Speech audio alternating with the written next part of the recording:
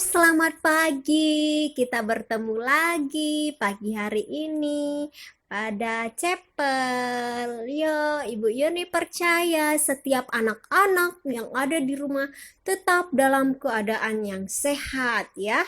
Oke, sebelum kita mulai memuji Tuhan, mari kita bersama-sama menyatukan hati kita berdoa. Semuanya lipat tangannya, tutup matanya. Ayo berikan yang terbaik untuk Tuhan ya dalam sikap berdoa yang benar. Tuhan Yesus yang baik, terima kasih ya untuk perlindungan Tuhan di sepanjang malam yang sudah kami lalui. Bapa yang baik, saat ini sebelum kami melakukan setiap kegiatan kami mohon kepadamu ya Tuhan, biar Engkau tetap yang memberkati, mengurapi setiap anak-anak kami. Dari kelas 1 sampai kelas 6, Tuhan yang memberkati mereka, memberikan mereka hati yang rindu untuk selalu memuji, menyembah Tuhan. Terima kasih Tuhan Yesus, dalam nama Tuhan Yesus kami sudah berdoa, kami sudah bersyukur, bersama-sama kita katakan amin. Oke, nah mari kita angkat pujian bersama, kita katakan Yesus pokok dan kitalah carangnya. Yesus pokok dan kitalah carangnya, tinggallah di dalamnya. Yesus pokok dan kitalah carangnya, tinggallah di dalamnya. Yesus pokok dan kitalah carangnya, tinggallah di dalamnya.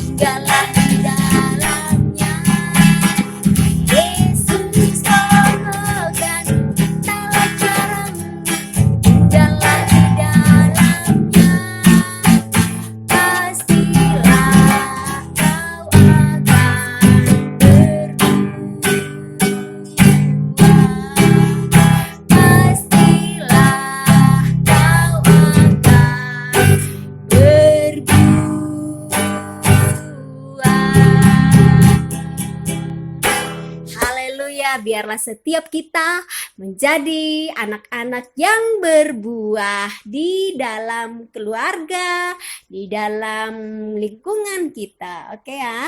Yuk anak-anak, sebelum kita mendengarkan firman Tuhan, mari kita angkat pujian bersama-sama.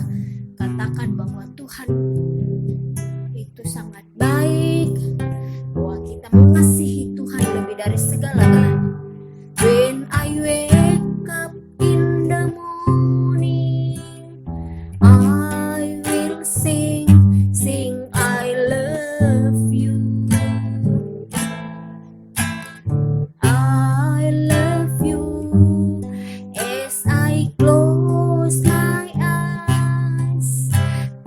sleep at night, I will worship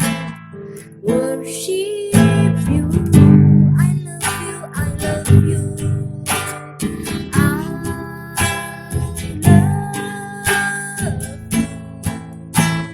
Jesus.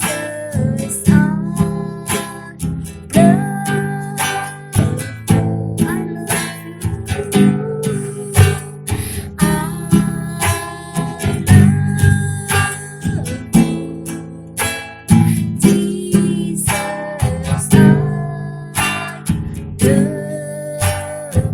Mari kita angkat dari awal. Yes, I wake up in the morning, I will sing I love you. I love you. As I close my eyes to sleep at night, I will worship you. I love you.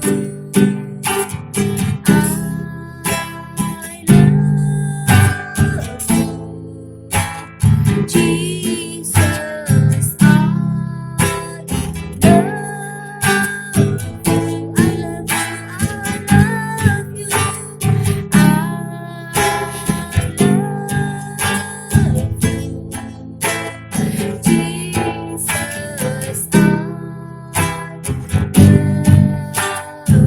Sekali lagi ya, kita angkat dari awal.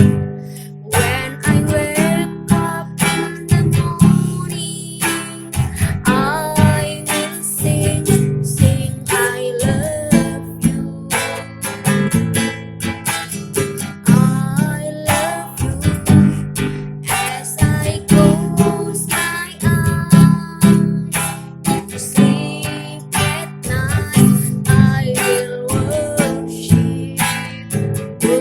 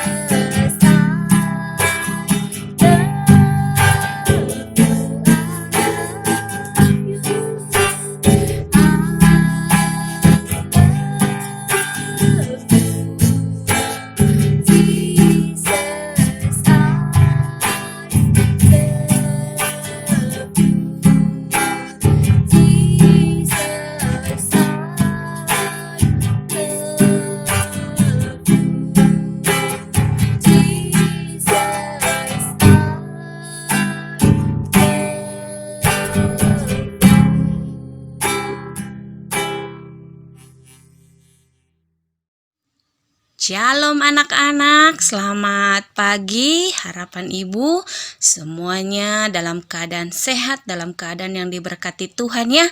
Nah anak-anak, saat ini kita akan mendengarkan kebenaran firman Tuhan. Dan sebelumnya kita akan berdoa ya.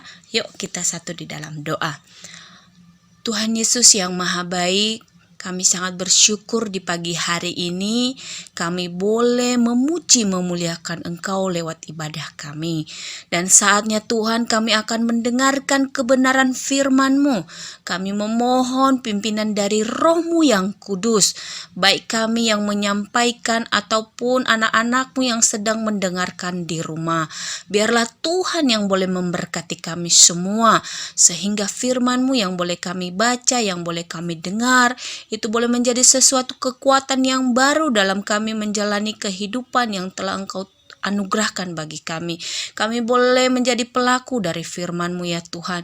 Kami boleh hidup seturut dengan kehendak-Mu. Berkati firman-Mu, berkati anak-anak-Mu yang mendengarkan di rumah. Mereka boleh mempersiapkan seluruh hidup mereka untuk boleh mendengarkan kebenaran firman Tuhan saat ini. Terima kasih, terpuji nama-Mu. Dalam nama Yesus kami siap mendengarkan firman Tuhan. Haleluya. Amin. Baik anak-anak, boleh disiapkan Alkitabnya. Mari kita membaca firman Tuhan yang terambil dari Perjanjian Baru ya, yaitu di kitab Injil Lukas. Lukas pasal 24 ayat yang pertama sampai 12. Sekali lagi dibuka Alkitabnya, Lukas pasal 24 ayat 1 sampai 12 ya. Bagi yang sudah dapat, ayo kita baca ya. Ibu baca, kalian dari rumah juga ikut membaca ya. Tetapi pagi-pagi benar pada hari pertama minggu itu mereka pergi ke kubur membawa rempah-rempah yang telah disediakan mereka. Mereka mendapati batu sudah terguling dari kuburan itu, dan setelah masuk mereka tidak menemukan mayat Tuhan Yesus. Sementara mereka berdiri termangu-mangu karena hal itu, tiba-tiba ada 2 orang berdiri dekat mereka memakai pakaian yang berkilau-kilauan. Mereka sangat ketakutan dan menundukkan kepala. Tetapi kedua orang itu berkata kepada mereka, "Mengapa kamu mencari Dia yang hidup di antara orang mati? Ia tidak ada di sini. Ia telah bangkit. Ingatlah apa yang dikatakannya kepada kamu ketika ia masih di Galilea, yaitu bahwa Anak Manusia harus diserahkan ke tangan orang-orang berdosa dan disalibkan dan akan bangkit pada hari yang ketiga." Maka teringatlah mereka akan perkataan Yesus itu. Dan setelah mereka kembali dari kubur, mereka menceritakan semuanya itu kepada ke-11 murid dan kepada semua saudara yang lain. Perempuan-perempuan itu ialah Maria dari Magdala dan Yohana dan Maria ibu Yakobus, dan perempuan-perempuan lain juga yang bersama-sama dengan mereka memberitahukannya kepada rasul-rasul. Tetapi bagi mereka perkataan-perkataan itu seakan-akan omong kosong, dan mereka tidak percaya kepada perempuan-perempuan itu. Sungguh pun demikian, Petrus bangun lalu cepat-cepat pergi ke kubur itu. Ketika ia menjenguk ke dalam, ia melihat hanya kain kafan saja. Lalu ia pergi dan ia bertanya dalam hatinya, apa yang kiranya telah terjadi. Nah anak-anak, itu firman Tuhan hari ini ya, yang terambil dari kitab Lukas pasal 24. Nah sebagai tema firman Tuhan hari ini adalah pengampunan membawa kemenangan ya. Sekali lagi temanya adalah pengampunan membawa kemenangan. Nah, untuk firman Tuhan hari ini, Ibu awali dengan sebuah cerita ya. Ayo kita sama-sama ya, ayo didengarkan baik-baik ya. Nah, Ibu akan menceritakan kisah persahabatan ya. Nah, kalian juga pasti ya memiliki yang namanya sahabat ya. Pasti ya, semua memiliki sahabat. Nah, sekarang Ibu mau menceritakan tentang kisah persahabatan ya antara 2 orang yang bernama Dodi dan Pongki ya. Persahabatan antara Dodi dan Pongki ya. Mereka bersahabat itu sejak kelas 1 SD. Nah, sekarang mereka duduk di kelas 5 SD ya. Jadi mereka sudah bersahabat ada sekitar 5 tahun ya anak-anak. Jadi sekarang mereka duduk di kelas 5 SD. Nah, ternyata mereka berdua ini dalam bersahabat, banyak hal positif yang mereka lakukan selama menjalin persahabatan itu ya. Ternyata banyak hal-hal yang baik, banyak hal-hal yang benar atau hal yang positif yang mereka lakukan. Nah, apa saja ya kira-kira hal yang positif yang dilakukan oleh Dodi dan Pongki? Nah, seperti belajar bersama ya, pergi ke sekolah minggu bersama-sama. Mereka juga memiliki hobi yang sama. Hobi mereka yang sama itu adalah bermain bulu tangkis. Nah, itu hal-hal yang positif, hal-hal yang baik yang mereka lakukan selama persahabatan mereka. Nah, karena mereka memiliki hobi yang sama, Dodi dan Pongki hobinya tadi apa ya? Yaitu bermain bulu tangkis. Nah, ternyata mereka selalu mengikuti pertandingan bulu tangkis ya. Dan ketika mereka mengikuti pertandingan bulu tangkis, maka mereka selalu mendapatkan kemenangan. Wah, mereka luar biasa ternyata ya. Dodi dan Pongki ini luar biasa sekali ya. Ketika mereka ikut pertandingan, mereka selalu mendapatkan kemenangannya. Kira-kira kalau kalian dah jadi Dodi atau Pongki tuh, kalau ikut pertandingan terus dapat kemenangan, kira-kira bahagia nggak ya? Senang nggak ya? Ya pasti bahagia dan senang ya. Nah, tidak hanya mereka yang bahagia dan senang ya. Lewat prestasi Dodi dan Pongki, maka ternyata mereka juga membahagiakan orang tua, mama dan bapak mereka. Selain itu, siapa juga yang turut bahagia? Guru-guru ya, dan pasti teman-teman mereka. Nah, itu persahabatan antara Dodi dan Pongki ya. Tapi anak-anak, pada suatu hari nih terjadi sesuatu di antara mereka. Kira-kira apa ya? Ayo kita lanjutkan ceritanya ya. Pada suatu hari, tanpa sengaja nih si Pongki menduduki raket Dodi. Tidak sengaja loh ya. Nah, raket tersebut adalah raket kesayangan Dodi. Dan apa yang terjadi setelah Pongki mendudukinya? Maka raket tersebut pun patah ya. Barang kesayangan Dodi akhirnya patah. Dan itu bukan hal yang disengaja tadi ya. Mungkin Pongki tiba-tiba datang langsung duduk, nggak melihat dulu apa yang ada di tempat yang dia akan mau duduk ya. Nah, apa yang akhirnya terjadi? Dodinya terkejut ya. Dan bukan hanya terkejut loh, tapi dia sangat marah besar. Nah, setelah dia marah, maka apa yang Dodi lakukan? Dalam kemarahannya itu, Dodi langsung meninggalkan lapangan bulu tangkis. Nah, ternyata mereka posisinya sedang berada di lapangan bulu tangkis ya. Nah, sejak hari itu Dodi tidak mau berbicara dengan Pongki lagi ya. Mereka tidak lagi bermain bersama, mereka tidak belajar bersama, bahkan mereka pun tak pernah lagi berlatih bersama. Wah, sedih ya, dua orang sahabat kalau pada akhirnya seperti ini. Padahal selama 5 tahun mereka sudah menjalin persahabatan yang sangat baik dan melakukan hal yang positif. Hanya dengan raket yang patah, maka persahabatan mereka pun akhirnya berakhir dan tidak terjalin lagi. Nah, ternyata mereka juga punya guru olahraga, Pak Joko ya. Pak Joko, guru olahraga mereka, mengumumkan tentang pertandingan bulu tangkis tingkat Kota Madia. Pemenangnya akan mendapatkan piala wali kota dan satu lagi hadiahnya, yaitu mendapatkan beasiswa hingga lulus perguruan tinggi. Nah, guru olahraga mereka mengumumkan nih bahwa ada pertandingan bulu tangkis dan hadiahnya ini nih ya. Ada 2 tadi hadiahnya. Pak Joko pun menawarkan kepada siapa? Kepada Dodi dan Pongki ya. Dia menawarkan, Dodi, Pongki, ada tawaran nih.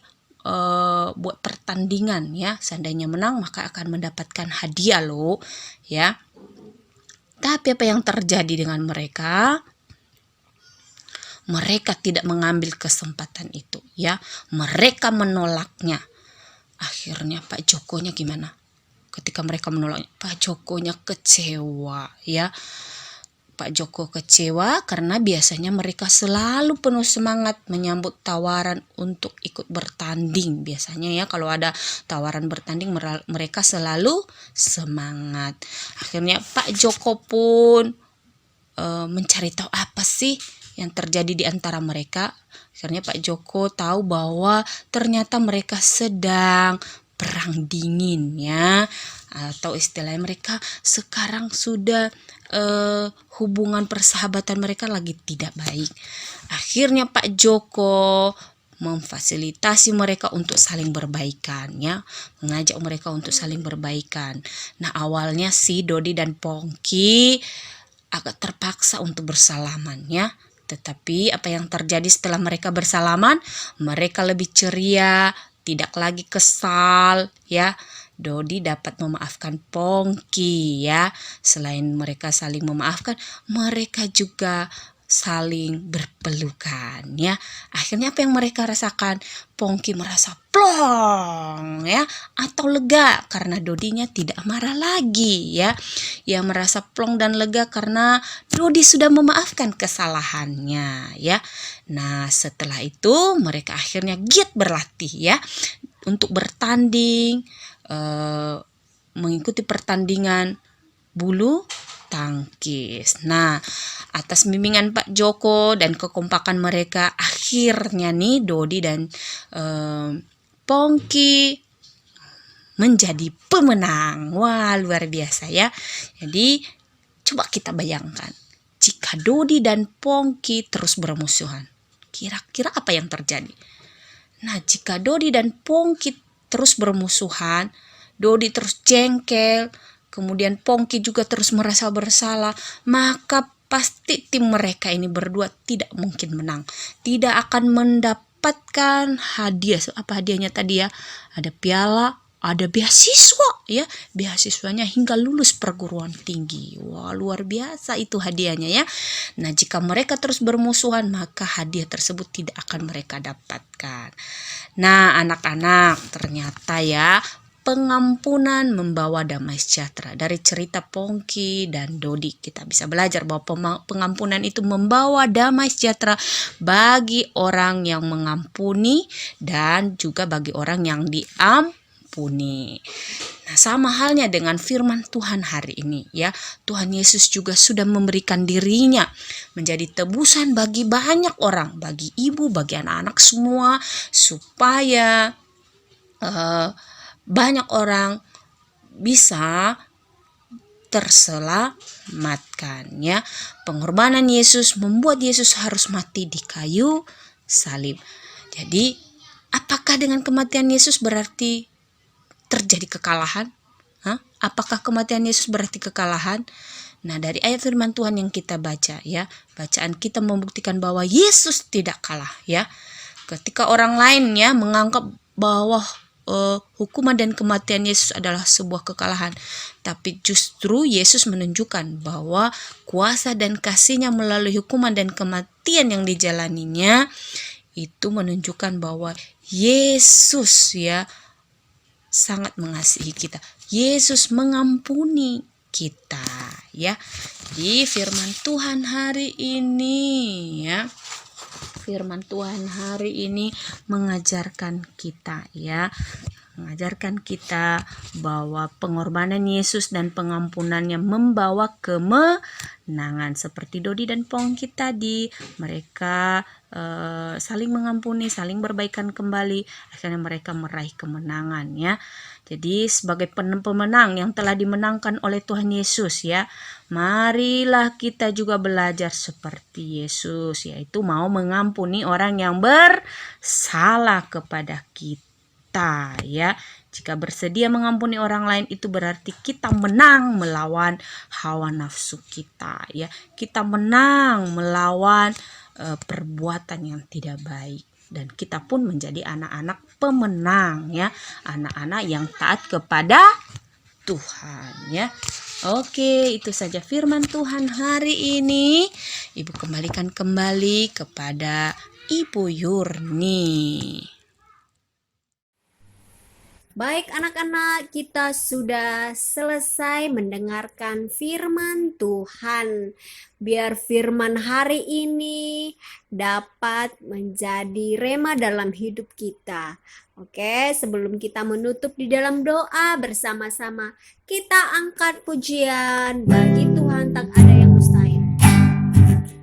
Bagi Tuhan tak ada yang mustahil. Bagi Tuhan tak ada yang tak mungkin. Mujizatnya disediakan bagiku.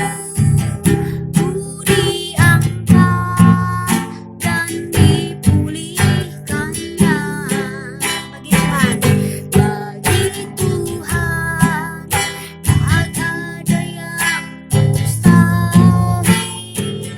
Bagi Tuhan tak ada yang tak mungkin. Mujizatnya disediakan bagiku. Ku diangkat dan dipulihkannya. Ku diangkat dan dipulihkannya.